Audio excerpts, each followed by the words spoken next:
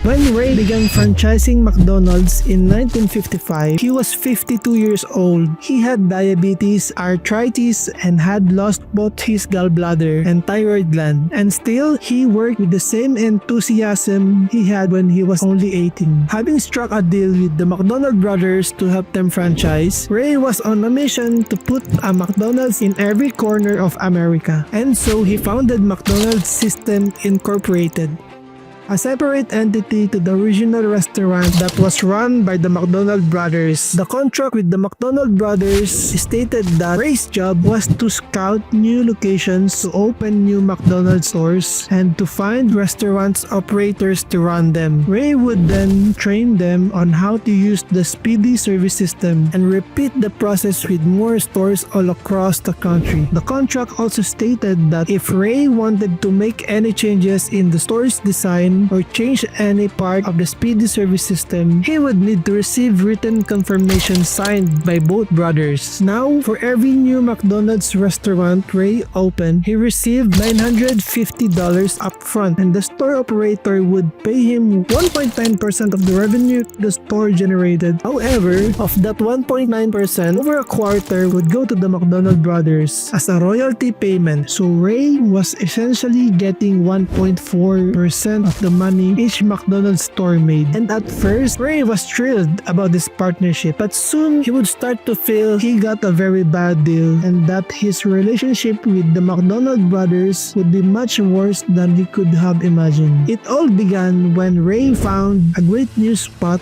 for his first store near his office in Des Plaines, Illinois, and he also found a great new operator to run it. The McDonald brothers gave Ray a new design featuring two golden arches for the new store, but the design didn't include basement, which was absolutely needed for the store to function properly. Richard and Matt both agreed Ray should build the basement, but they refused to sign anything, which the contract clearly stated was required before Ray could proceed. Since it was necessary, Ray went ahead and built the basement anyway. But this meant he was in a breach contract, and thus the brothers could technically sue him at any time. Once the store opened though, the Golden Arches became a local attraction. Ray arrived at the store every morning to check that everything was ready. He would then drive to work at his sales company, which he still owned, and returned every night to clean up any cups or wrappers in the parking lot. It wasn't his job to do that, of course, but Ray made sure that the quality, service, and cleanliness in the restaurant was held to his personal standards.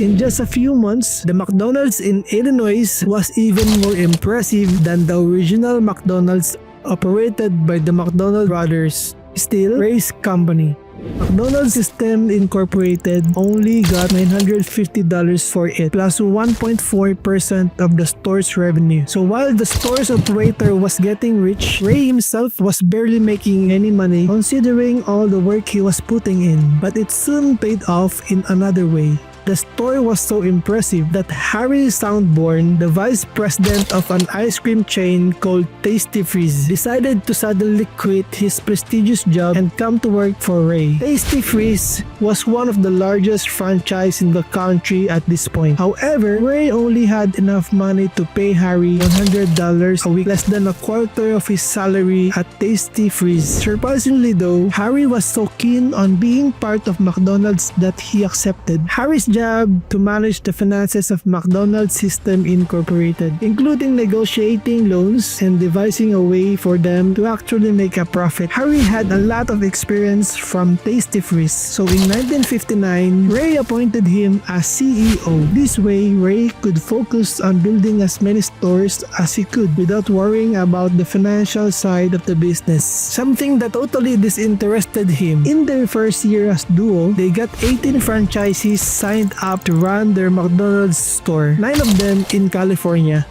However, although it was easy to find new operators there, it turned out to be incredibly difficult to control them from halfway across America. The first few operators didn't have the same appreciation for the speedy service system that Ray did, and they began experimenting with new products, procedures, and higher prices. It was impossible to enforce quality control, not to mention keep any consistency between one McDonald's and the next. Seeing this initial failure, Ray decided it was best to start expanding closer to home, but they learned a few key lessons that would shape McDonald's fundamentally. Firstly, they learned the importance of setting a minimum standard of quality in the system. They would allow operators to experiment, but they could never sacrifice three fundamental pillars: quality, service, and cleanliness. Second, they learned that the best type of operators of McDonald's were the young, hungry entrepreneur types.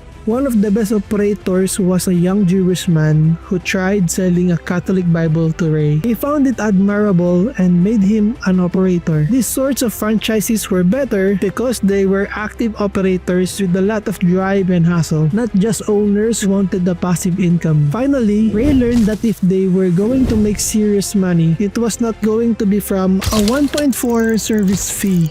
The average McDonald's made around $250,000 each year, but that meant McDonald's System Incorporated only made about $3,500 per store every year. They would soon have to find better way to monetize. All of this experience did give Ray and Harry the confidence they needed to start a mass expansion of McDonald's in its second year. However, with only 18 restaurants at this point, McDonald's was still only one small fish in a massive ocean of competitors, and the fight to become the next big national chain was going to be brutal. Don't forget to give me a quick little follow for more trivia and stories on the big brands that you know and love.